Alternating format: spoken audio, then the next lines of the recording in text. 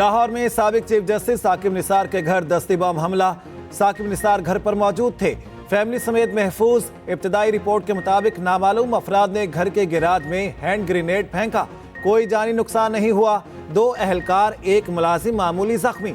Garage में खड़ी गाड़ी को नुकसान, घर के शीशे टूट गए। पुलिस की भारी नफरी ने इलाके को घेरे में ले लिया। आला पुलिस हुकाम, बम डिस्पोजल स्क्वाड और फॉरेंसिक टीम भी पहुंच गई। आईजी पंजाब का नोटिस, तहकीकात का हुक्म, रिपोर्ट तलब कर ली गई। साकिब निसार कहते हैं, अल्लाह के फजल से खैरियत से हूं, डरने वाला नहीं, मेरे हौसले बुलंद हैं। बानी चेयरमैन पीटीआई कौमी असम्बली के 3 हलकों से इलेक्शन लड़ेंगे। मियांवाली, लाहौर और इस्लामाबाद से मैदान में उतरेंगे। नवाज शरीफ NA-15 मानसहरा से इलेक्शन लड़ेंगे। शहबाज शरीफ NA-242 कराची से इलेक्शन लड़ेंगे। मुस्तफ़ा कमाल ने भी NA-242 से कागजात जमा करा दिए। मरियम नवाज कौमी और सूबाई नशिस्तें मैदान में उतरेंगी। परवेज इलाही का 3 कौमी और 3 सूबाई हलकों से इलेक्शन लड़ने का ऐलान। NA-53 से चौधरी निसार और गुलाम सरवर खान उम्मीदवार। अलीम खान NA-119, PP 149 और 150 से इलेक्शन लड़ेंगे। JUI और MKM ने कागजात नामजदगी के लिए वक्त बढ़ाने का मुतालिबा कर दिया।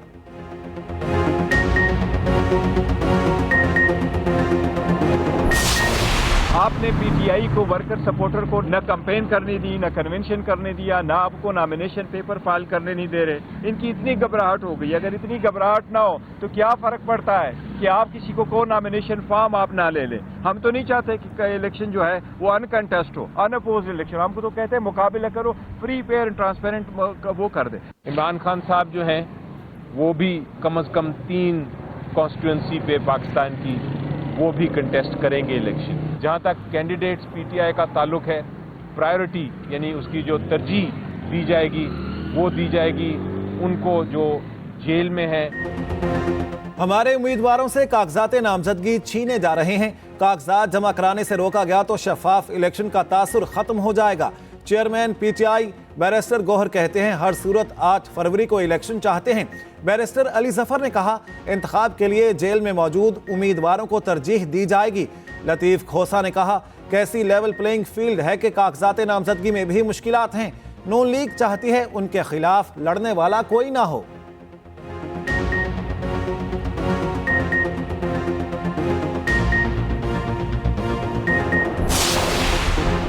तहरीक इंसाफ को बल्ले का निशान मिलने का मामला लटक गया। इलेक्शन कमीशन ने पीटीआई इंट्रा पार्टी इलेक्शन से मुतालिक 2 मुकदमात पर फैसला कर लिया। चीफ इलेक्शन कमिश्नर कहते हैं, दोनों मुकदमात का फैसला पेशावर हाई कोर्ट के हुक्म तक महफूज रहेगा।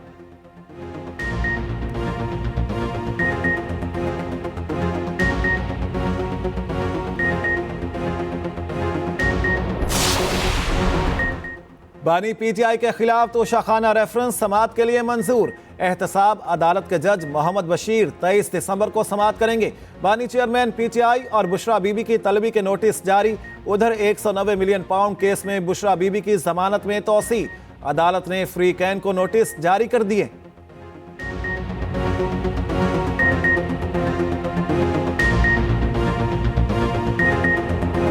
शौकत सिद्दीकी से कहा गया, नवाज शरीफ और मरियम नवाज को जमानत नहीं देनी। कहा गया, उन्हें जेल में ही रखना वरना 2 साल की मेहनत जाया हो जाएगी। 2 साल मेहनत ये थी कि ऐसे शख्स को लाना था जिसे मुल्क चलाने का तजर्बा नहीं। मेरी जगह ऐसे शख्स को लाया गया जिसने मुल्क तबाह कर दिया। नवाज शरीफ ने पार्लिमानी बोर्ड के इजलास से खिताब में कहा, मुझ पर झूठे केसेस बनाने की क्या जरूरत थी। आज वो सजाएं कहां गईं? आज मेरी नाअहली भी खत्म हो गई। ये हादिसा पहली बार नहीं हुआ, मुतादिद बार इससे गुजर चुके। मुल्क का भट्ठा बिठा दिया गया, हर चीज अवाम की पहुंच से दूर हो गई। दुनिया चांद पर पहुंच गई, हम जमीन से नहीं उठ सके।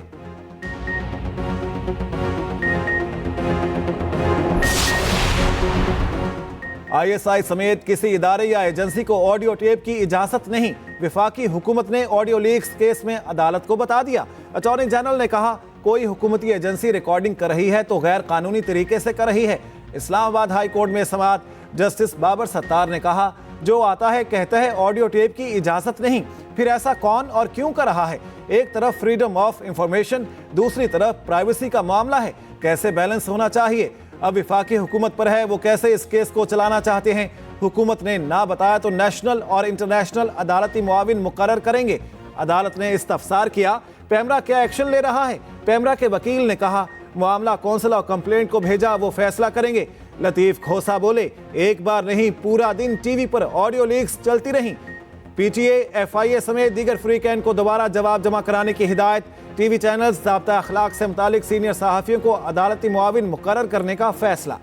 तो रियासती इदारों पर हमला किया गया, कानून हाथ में लेने वालों को नताइज का सामना करना पड़ेगा। रियासत ने क्यों इक़दाम उठाए, ये सवाल गलत है। रियासती इदारों पर हमला हर मुल्क में जुर्म है। निगरान वज़ीर आज़म अनवारुल हक काकड़ की सवाबी में तलबा से गुफ्तगू। कहा कुछ लोग सियासी एहतजाज चाहते हैं मगर सियासी रवैयों पर बात नहीं करना चाहते। मुझे कोई मसला नहीं कि मुल्क में कोई भी लीडर पॉपुलर हो जाए, अगर मकबूलियत बेहतर परफॉर्म नहीं करती तो ये तबाही में बदल जाती है।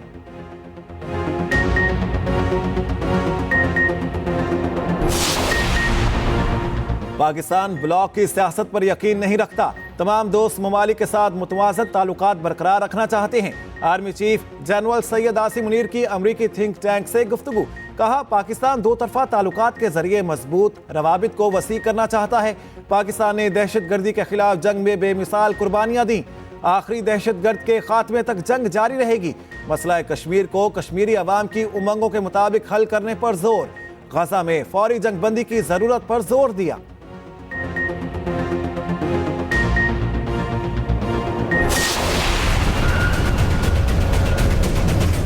तमाम तंजीमें भत्ताखोरी, मंशियात फरोशी और लोगों के अगवा बराए तावान बैरून ममालिक के फंड्स लेकर अपनी ऐश व अशरत की ज़िंदगी गुजार रहे थे।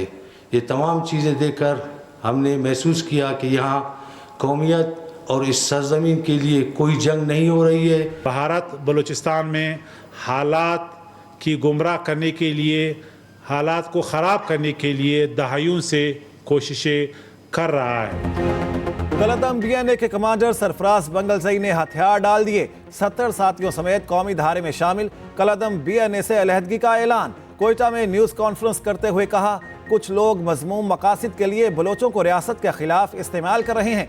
भारत से पैसे लेकर अपने ही लोगों का खून बहाया जा रहा है। निगरान वज़ीर इत्तलात बलोचिस्तान जान अचकजई ने कहा भारत बलोचिस्तान में हालात खराब करने की कोशिश कर रहा है। गाजा में इस्राएली बर्बरियत की तबाहकुन दास्तान। शहीद फलस्तीनियों की तादाद 20,000 हो गई। 8,000 बच्चे इस्राएली सफाकियत की भेंट चढ़ गए। एक रोज में मजीद 100 फलस्तीनी शहीद कर दिए। सेहूनी फौज ने जबालिया कैंप को बारूद से निशाना बनाया। रफा कैंप पर भी बमबारी। काबिज फौज के अस्पतालों पर छापे। औदा अस्पताल को बैरिकों में तब्दील कर दिया। 240 अफराद को गिरफ्तार कर लिया गया। सलामती कौंसिल जंगबंदी करारदाद पर तातुल दूर करने में नाकाम। गजा से मुतालिक करारदाद पर वोटिंग एक बार फिर मौखर।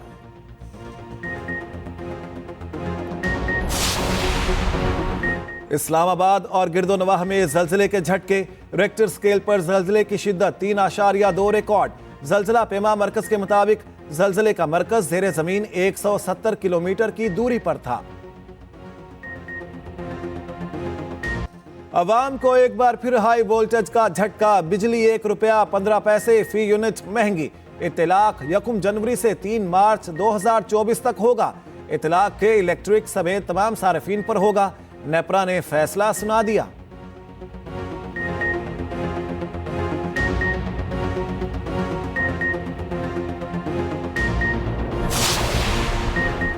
इंतखाबात में किसी सूरत ताखीर कबूल नहीं करेंगे। इलेक्शन शेड्यूल आने के बाद इंतखाबी अमल और जमहूरियत को डीरेल नहीं किया जा सकता। इंतखाबात का इनेकाद हल्का बंदियों के तनाज़ात से ज़्यादा ज़रूरी हैं। सुप्रीम कोर्ट ने योब और शिरानी की हल्का बंदियों से मुतालिक तहरीरी फैसला जारी कर दिया। अदालत ने करार दिया कि इंतखाबात जमहूरियत का बुनियादी जुज़्व है। दूसरी जानिब ताहयात नाहली से मुतालिक सुप्रीम कोर्ट के फैसले और इलेक्शन एक्ट में तजाद। अदालत उज़्मा की हिदायत पर अखबारात में इश्तिहार जारी।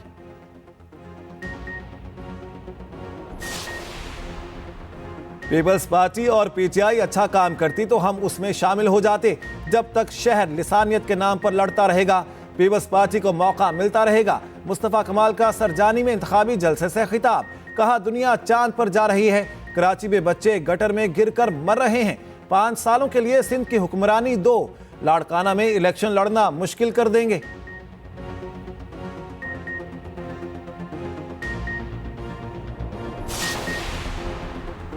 कराची की बुलंद इमारतों में आग क्यों लगती है? फायर ब्रिगेड के सर्वे में खौफनाक इंकिशाफात। रिपोर्ट के मुताबिक आई चुंदरीगढ़ रोड पर 45 इमारतों का मुआयना, 29 गैर तसल्ली बख्श करार। 70% इमारतों में आग बुझाने का सामान और अमला नहीं। किसी भी इमारत के पास फायर सेफ्टी सर्टिफिकेट्स मौजूद नहीं हैं।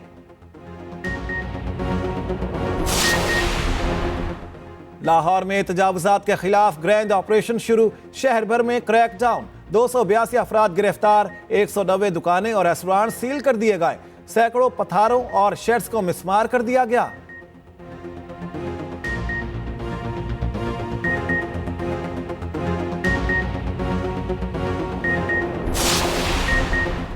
रावलपिंडी में अहलकार से भीख मंगवाने वाले गैंग के खिलाफ एक्शन जारी, गैंग का मरकजी किरदार गिरफ्तार, मुल्जिमान की तादाद 4 हो गई। 3 लेडी अरकान को गुज़िश्ता रोज गिरफ्तार किया गया। दौरान तफ्तीश अहम इंकिशाफात मुतवक्के।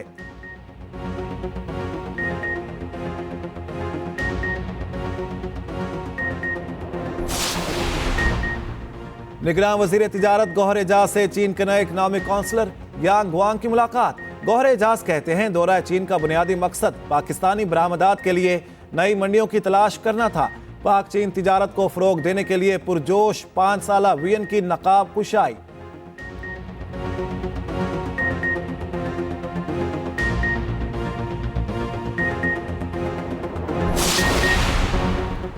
रिपब्लिकन्स के सबसे मजबूत उम्मीदवार इलेक्शन की दौड़ से बाहर। साबिक अमरीकी सदर डोनाल्ड ट्रंप कैपिटल हिल हमला केस में नाअहल करार। अमरीकी अदालत ने फैसला सुना दिया, इतलाक सिर्फ रियासत कोलोराडो पर होगा। साबिक सदर को 4 जनवरी तक अपील का हक मिल गया। ट्रंप अमरीकी तारीख में नाअहल होने वाले पहले सदारती उम्मीदवार बन गए। तर्जुमान ट्रंप का फैसला चैलेंज करने का ऐलान।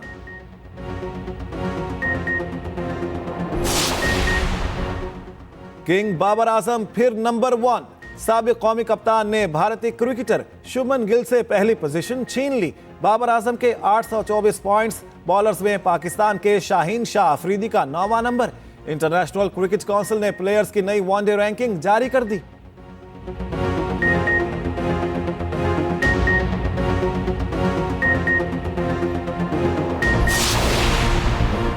दौरा ऑस्ट्रेलिया के दौरान कौमी टीम का एक और खिलाड़ी फिटनेस मसाइल का शिकार। फास्ट बॉलर खुरम शहजाद के कंधे में तकलीफ, MRI टेस्ट करा लिया गया, रिपोर्ट का इंतजार।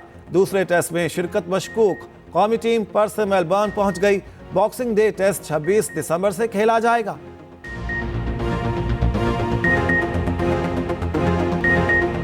वनडे वर्ल्ड कप 2023 में पाकिस्तान की मायूस कुन कारकर्दगी। पाकिस्तानी टीम मुसलसल तीसरे मेगा इवेंट में सेमीफाइनल तक ना पहुंच पाई। अफगानिस्तान के खिलाफ पहली बार शिकस्त की हजीमत से भी 2-4। कौमी टीम की इवेंट में कारकर्दगी पर रिपोर्ट बुलेटिन में शामिल। –